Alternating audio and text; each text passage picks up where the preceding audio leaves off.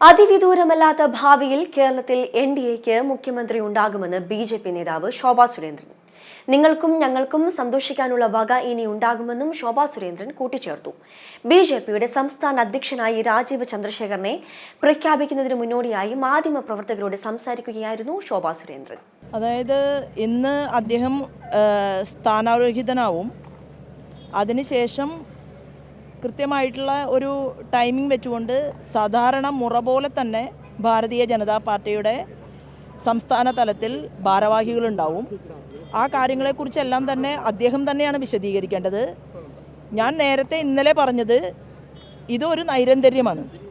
അപ്പോൾ ശ്രീമാൻ സുരേന്ദ്രൻ അദ്ദേഹത്തിൻ്റെ പ്രവർത്തനം കഴിഞ്ഞ് ഒരു ഭാഗത്ത് നിൽക്കുമ്പോൾ നിങ്ങൾ മാധ്യമ പ്രവർത്തകർ കാണാറുണ്ട്, ഒരു സംസ്ഥാന ഭാരവാഹി യോഗം നടക്കുന്ന സമയത്ത് മുൻ സംസ്ഥാന പ്രസിഡന്റുമാരെല്ലാം ആ ചെയറിലിരിക്കും.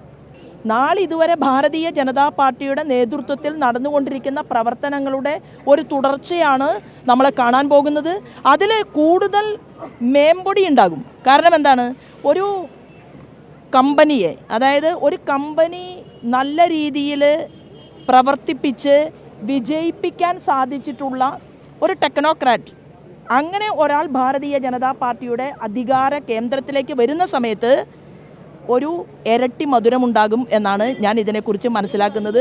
ഞങ്ങളുടെ പ്രസ്ഥാനത്തിന് അദ്ദേഹത്തിൻ്റെ ആ പവർ, അദ്ദേഹത്തിൻ്റെ പ്രവർത്തനത്തിൻ്റെ മികവ്, അത് ഉൾച്ചേർന്നുകൊണ്ട് പ്രസ്ഥാനം അതിശക്തമായിട്ട് മുന്നോട്ട് പോകും. എന്തായാലും നിങ്ങൾക്കും സന്തോഷിക്കാനുള്ള വകയുണ്ടാകും, ഞങ്ങൾക്കും സന്തോഷിക്കാനുള്ള വകയുണ്ടാകും. ഭാരതീയ ജനതാ പാർട്ടി നേതൃത്വം നൽകുന്ന NDAയുടെ മുഖ്യമന്ത്രിയെ അനധിവിദൂരമല്ലാത്ത ഭാവിയിൽ കേരളത്തിൽ ഉണ്ടാകുമെന്ന് ഞാൻ കഴിഞ്ഞ ദിവസങ്ങളിലും പറഞ്ഞിരുന്നു. അത് പ്രസിഡന്റ് ആര് എന്ന് നോക്കിയിട്ടല്ല, ഇത് ഒറ്റക്കെട്ടായിട്ടുള്ള പ്രവർത്തനമാണ്. എല്ലാവരും ഒരുമിച്ച് മുന്നോട്ട് പോകും. BJP ഭാരതീയ ജനതാ പാർട്ടിക്കകത്ത് ഗ്രൂപ്പ് ഉണ്ട് എന്ന് പറയുന്നതും ഗ്രൂപ്പിന് അതീതമായിട്ട് ഒരാൾ എന്ന് പറയുന്നതും എല്ലാം തന്നെ ആരാണ്? അതെല്ലാം നിങ്ങളുടെ സൗകര്യത്തിനനുസരിച്ച് നിങ്ങൾ കണ്ടെത്തിക്കോളൂ. അതിനെ ഒന്നും ഞാൻ അതിനകത്ത് ഒന്നും പറയാൻ ആഗ്രഹിക്കുന്നില്ല. പക്ഷേ ഞാൻ പറയാൻ ആഗ്രഹിക്കുന്നത്, ഭാരതീയ ജനതാ പാർട്ടി എന്ന് പറയുന്ന ആ ഒരു പ്രസ്ഥാനത്തിൻ്റെ മികവ് അത് ഈ നാടിന് ആവശ്യമാണ്.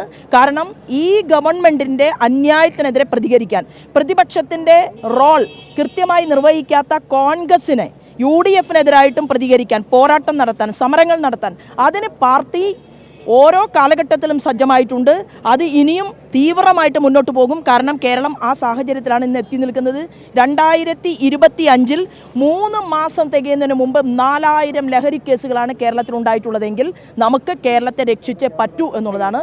അതിനുവേണ്ടി നമ്മളെല്ലാവരും മുന്നോട്ട് പോകും.